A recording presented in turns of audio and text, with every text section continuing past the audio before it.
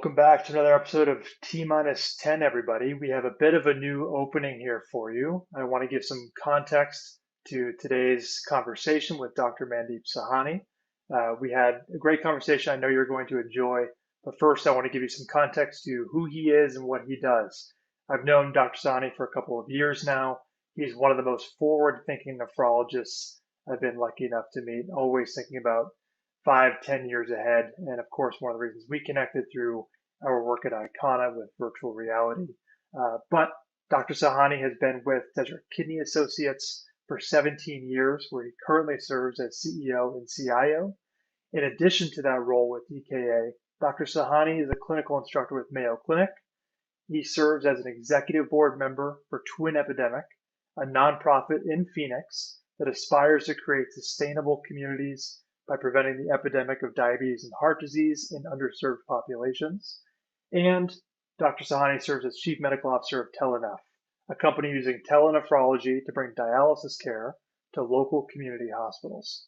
So without further ado, please enjoy my conversation with Dr. Sahani. All right, welcome back to the show, Dr. Sahani. It's always good to see you. I want to start out here and give you a chance to share your background. I know we have known each other for a couple of years, but you've been practicing in kidney care for decades, and I'd love to have you give kind of a high level of what you're working on today, because I know you're a busy man with all kinds of projects, but please, if you would, give us a sense of what your day-to-day is like these days. Fantastic. Well, good to see you again, Tim, and thanks for having me on the show, and thanks for giving me the opportunity to sort of express what's currently happening in kidney care, as well as how I see us as nephrologists fitting into the multiple myriad of changes that are coming down our specialty, as well as being able to leverage technology in such companies that Icona brings and others that can help not only educate our patients, but also impact the delivery of healthcare. So thanks for that. I just want to say that out before we start. So you said currently, so I'm actually sitting here at the dialysis unit, which is on the Pima Indian Reservation outside of Phoenix in a small town called Levine.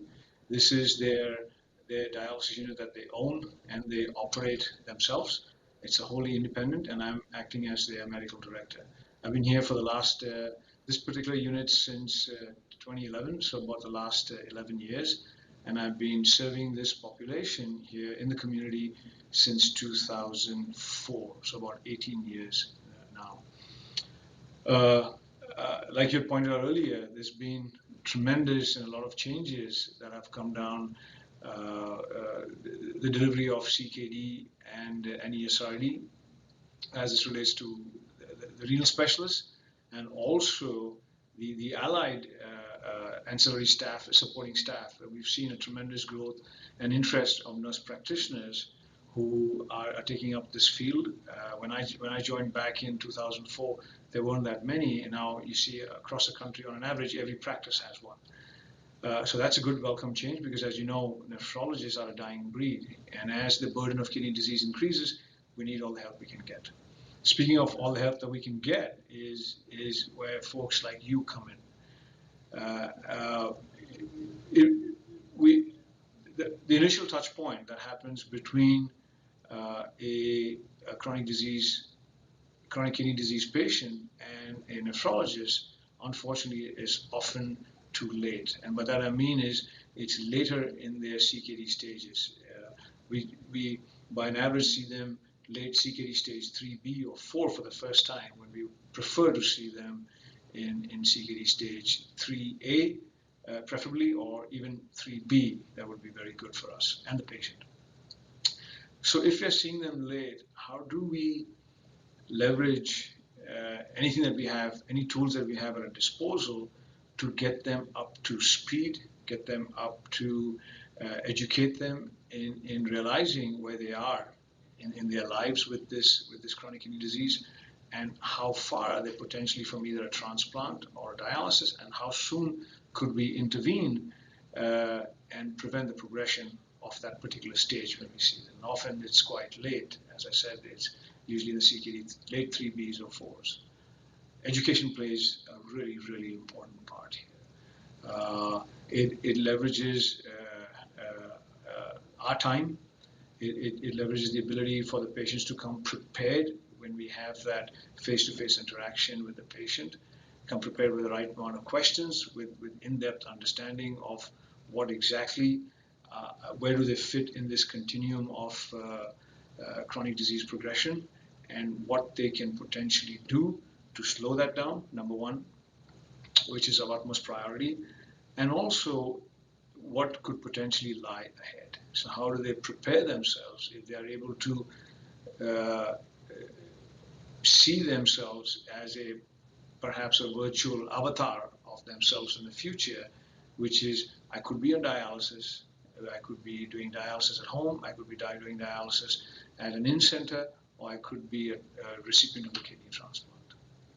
And at the same time, it allows multiple family members and caregivers to engage with the patient and the clinician, perhaps at the same time. Fantastic. And Dr. Sahani, you've covered quite a bit of ground. I kind of want to jump in here to what I typically ask around the obstacles. It sounds as though you very clearly defined, right? So you wish you could see the patient sooner. You wish you had opportunity to give the kind of support that would lead to more questions and a better understanding of what's next. I'm curious if you can speak to some of the settings, whether you've been a nephrologist in the practice setting your entire career. Can you speak to which settings you've seen personally? Because again, I know you are involved across care settings and have a unique understanding beyond what often I've met nephrologists who have, say, 5 or 10 years working in the practice setting, but I'd love to hear more of your kind of broad perspective. But also, if you wouldn't mind touching on, I think it's important, you mentioned where you are right now in the Phoenix area on reservation, just the importance of personalized care for populations. I think within kidney disease, if there's one trend I've learned from people like yourself, it's how important that personalized care is, both at the individual level, but also at the localized and group level. So maybe if you don't mind touching on both of those points and just the importance of meeting patients where they are on both of those fronts, I think people would really benefit from hearing that perspective. And that's an excellent question. So if we are able to see them, all our patients across the board, from wherever background they come in, if you're able to see them at a much earlier stage, then perhaps this experience, what I'm about to share, would not happen, right? So this is when I first started practice about 18 years ago. For the very first time, I'm seeing a patient, and the news that I got to give the patient is, you got to start dialysis today, right? And the first thing the question that I come back to me is, tell me why, right? I feel good. I am. If you're telling me that my kidneys are not working, I'm still making urine, right? I've got no symptoms at all. So what gives you that level of confidence that I've got to get to the hospital right now? So clearly, as you can see in that interaction, there's no trust, right? I'm seeing him for the first time. His kidney numbers, as is on his blood test, clearly indicate that he needs to get started on dialysis. His GFR is already less than 10. He looks good, he feels good for that time period. So there is no trust involved. Had I seen this patient even 6 months ago, right, I would have had the ability to get the patient well educated, explain to him about what to experience as his progression, as he proceeds down the CKD stages, and also have him prepared to know that he will not experience any symptoms, but here is the objective data that without a doubt says that your kidney function is decreasing. Now, I've lost that ability, particularly when I'm seeing this patient in this particular example, right? So 2 things happen out of that interview. He says, thank you, let me start dialysis, I believe you, or I'm going to get a second opinion, right? When he gets a second opinion, that could be late, And if he does agree to start dialysis, then there is that eventual catch-up. So he doesn't start dialysis as a healthy patient. It only adds on to his comorbidities. Perhaps will end up in the hospital many more times than before. He starts without a fistula. He or she starts with a dialysis catheter. So I think there in itself, we've lost the opportunity to educate the patient that if and when he's going down this path, our first objective is to slow down that progression. But if he or she does, then he or she is well prepared, so we can minimize all the other comorbidities that exist. Sometimes that, depending upon the individual patient, that discourse has to be had maybe just once and he gets it, but has to have had many times, 3, 4, 5 times. Technology education such as yours or others becomes a significant enabler, to be able to get to that patient at the right time, the right education CKD stage dependent, and then that patient will know what to expect. But I think a tool such as yours will create that additional experiential, learning capability through a virtual reality device. So that's one thing that could have benefited that particular patient. Now I recognize that at some touch point, somebody has seen that patient before, right? So the ability not only to have this tool available when a patient sees a nephrologist, but make it ubiquitous, right? So that anybody can access the education tool, perhaps at a PCP's office, perhaps at as a search site, perhaps when the patient first finds out what his basic metabolic panel results show. How do we explain how he can analyze and interpret his or her own results? What does the creatinine mean? What does the GFR mean? And walk through that in that patient's own time and in the patient's own ability to comprehend at whatever stage of CKD or disease progression that patient's in. Yeah, thank you for kind of diving in a bit further there, because I know one thing you've taught us, and the reason, thank you for mentioning kind of VR. Obviously, that's how we first connected in a lot of what our work centers around. But it just so happens that it's VR because those discussions with you and others have been about, we have to find a way to help patients see themselves in this potential future of theirs. And VR just happens to be a tool that allows us to do that sort of thing, and make it feel like magic in some ways that is more effective, more impactful than traditional methods, which, as you pointed out, require a lot of time and might not be right in terms of timing. Right? The sooner you can have this powerful experience that slightly alters the course and allows that individual to see what's ahead, the better. And that's one of the reasons we love VR as one particular way to deliver education. And I'm glad you talked about kind of what you're excited about. So I think as we get into the end of this kind of discussion here, optimism is something I always want to kind of pull out of the people I'm talking to, right? I want to understand, what is it that makes you, Dr. Sahani, optimistic about the next 5 years, the next 1 year, the next 10 years for your patient?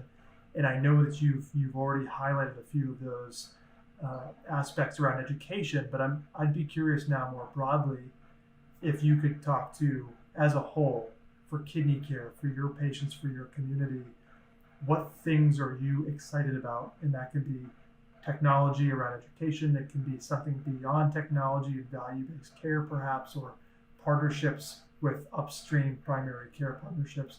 I would just love to hear you for a couple minutes here talk about what it is that has you and Desert Kidney so excited about what's ahead.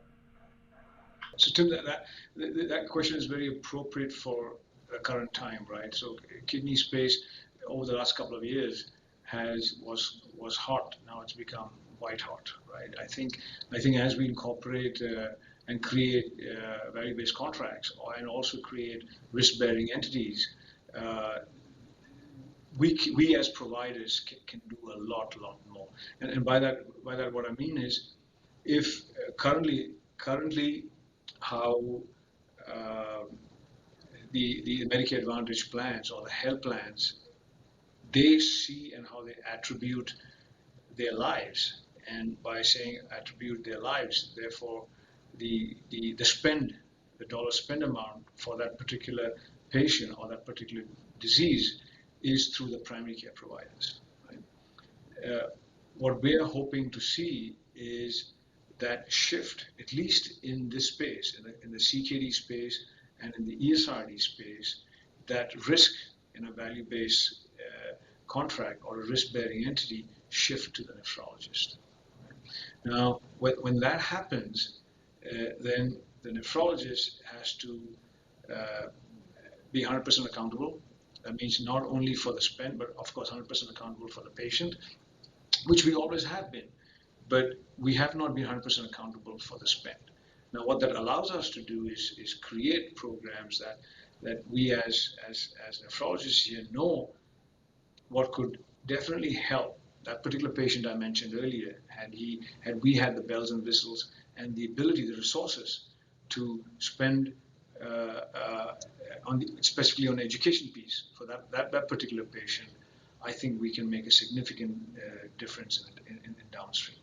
So what we like everyone, what we like to get the word out there is that this is over these last few years we have learned as nephrologists how to take risk in the CKD and the ESRD space, and we've had significant support from the government as well as they create these new mandatory models and voluntary models on the ESRD side and on the CKD side. It's going to take time. Not everyone is going to be on board today. I'm sure down the road we will. Just like anything else, there's going to be early adopters and then there's going to be late comers.